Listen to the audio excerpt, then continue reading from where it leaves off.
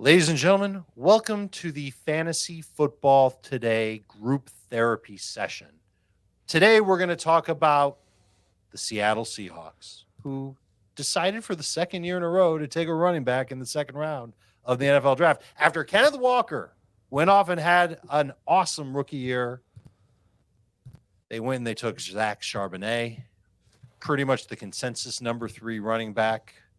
And joining us, the worst pick ever. With Heath Cummings. It's the worst pick ever. I hate this pick. It's so bad. Wait, I'm so angry right now. You think this pick is worse than the Lions doing the same thing with the 12th pick yesterday when they had both David Montgomery and DeAndre Swift? Yes. This is worse. This is absolutely worse because I think by taking Jahmyr Gibbs, they're saying, okay, Jahmyr Gibbs is going to be our guy. It may not be immediately, but he's going to be our guy. What is this saying? What am I supposed to make of this? I mean, this is terrible. They want to have 2 running backs is what it says. 2 running back to do what? To run the ball. No. Because every coach will tell you that you need to have 2 running backs in this day and age of the National Football League. I think there's no question that this is terrible for Kenneth Walker. Takes him out of the first round conversation. Might take him out of the top half of the second round conversation. Oh, let's have a bidding war. Are you taking him in round 5? Anybody ready to take Kenneth Walker?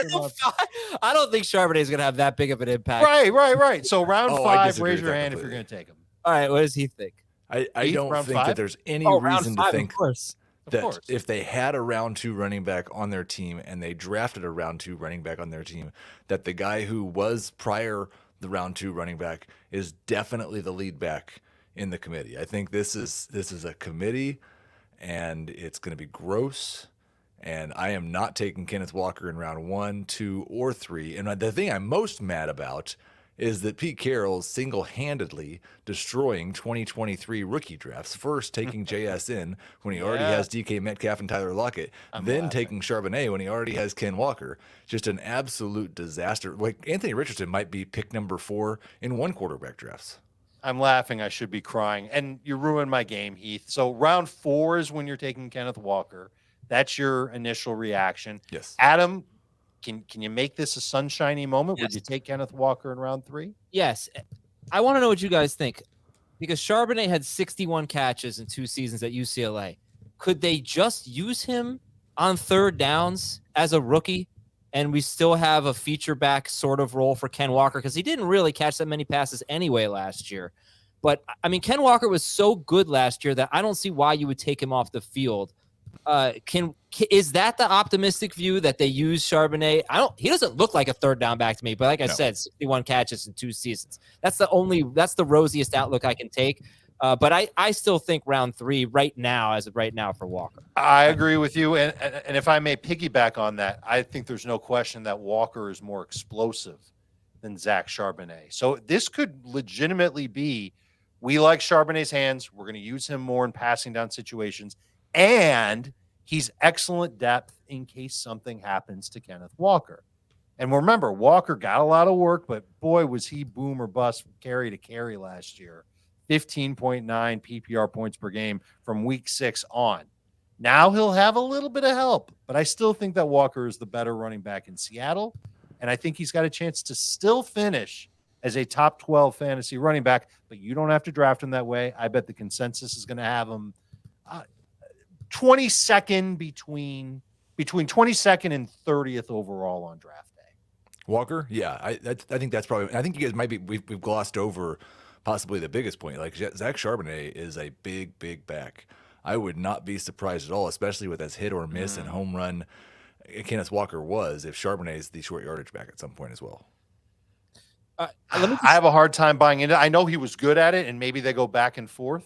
But I would imagine that Walker will begin the year. I think Walker seems like one of those guys like DeAndre Swift, who is better than just about anybody at getting you 50 yards, but maybe not the best guy for getting you 2 yards. I don't know. I know he got a lot of 2-yard carries. Yeah. We had a lot of less. I mean, 3 games last year where he averaged less than 2.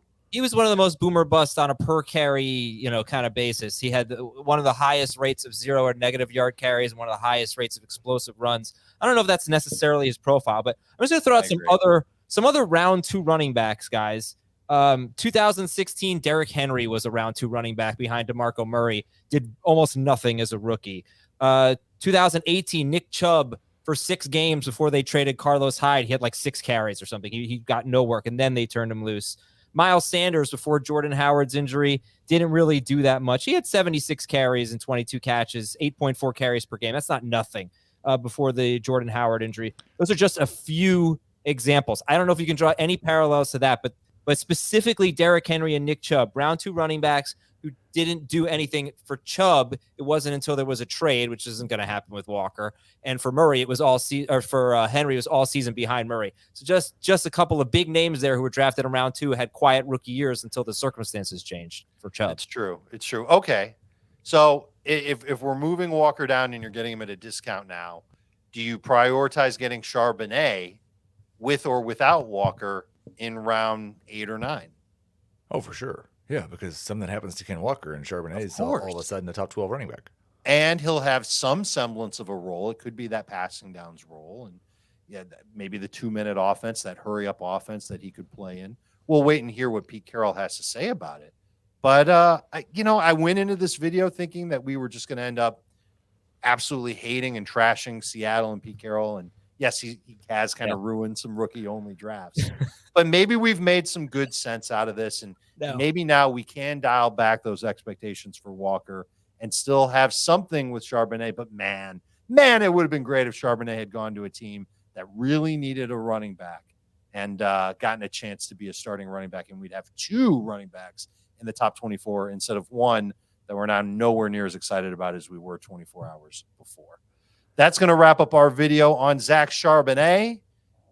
Keep it right here. Fantasy Football Today, your channel to help you dominate your league. Like and subscribe right here on YouTube.